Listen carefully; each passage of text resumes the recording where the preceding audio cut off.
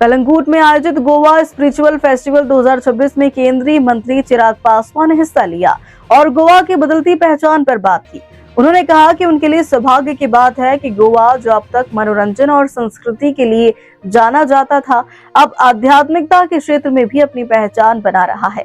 उन्होंने कहा कि आज यहाँ ऐसा मंच तैयार हुआ है जहाँ न केवल देश बल्कि दुनिया के अलग अलग कोनों से संत और महात्मा एकत्र हो रहे हैं और यही मंच भविष्य में गोवा की आध्यात्मिक पहचान बनेगा। केंद्रीय मंत्री चिराग पासवान ने अपने संबोधन में कहा कि गोवा स्पिरिचुअल फेस्टिवल 2026 गोवा के लिए एक नया अध्याय है। उन्होंने कहा कि गोवा अब केवल मनोरंजन और संस्कृति तक सीमित नहीं रह गया, बल्कि आध्यात्मिक चेतना का केंद्र बनता जा रहा है। चिराग पासवान ने बताया कि इस मंच के माध्यम से देश विदेश के संत और महात्मा एक साथ जुड़े रहे हैं, जो भारत की आध्यात्मिक परंपरा को वैश्विक मंच पर प्रस्तुत कर रहे हैं। उन्होंने इसे गोवा का आध्यात्मिक परिचय बताते हुए कहा कि यही पहचान आने वाले समय में गोवा की स्थायी पहचान बनेगी। केंद्रीय मंत्री ने कहा कि अध्यात्म समाज को जोड़ने और लोगों को आंतरिक शांति देने का माध्यम है और ऐसे आयोजनों से भारत की सांस्कृतिक और आध्यात्मिक विरासत को नई मजबूती मिलती है। सौभाग्य की बात है कि गोवा आज की तारीख में गोवा की जो पहचान, यहाँ का कल्चर, यहाँ का एंटरटेनमेंट बन गया है, पर एक वो गोवा भी है जिसकी पहचान अध्यात्म है।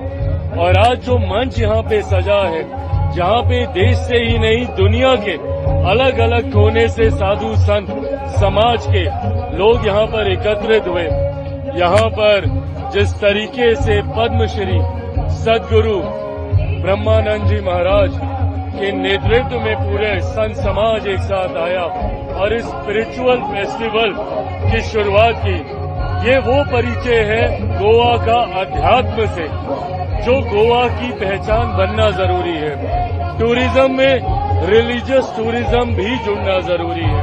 जब हमारे सेनानी यहाँ पर आए तो एक लाइटर गोवा का अनुभव करते हुए एक ब्राइटर गोवा जो हमारे अध्यात्म से जुड़ा हुआ है, उसकी पहचान को भी वो अपने साथ वापस लेकर जाए, इस सोच के साथ आज इस कार्यक्रम में सम्मिलित हुए। मैं ढेर सारी शुभकामनाएं देता हूं आपके चैनल को, आपके दर्शकों को। मैं हमेशा पक्षधर रहा हूं कि भारतीय भाषाओं को ज्यादा से ज्यादा उसका विस्तार होना चाहिए। ऐसे में आप ये खूबसूरत नेक कार्य कर रहे हैं, उसके लिए आपको, आपकी पूरी टीम को ढेर सारी बधाई और शुभकामनाएं।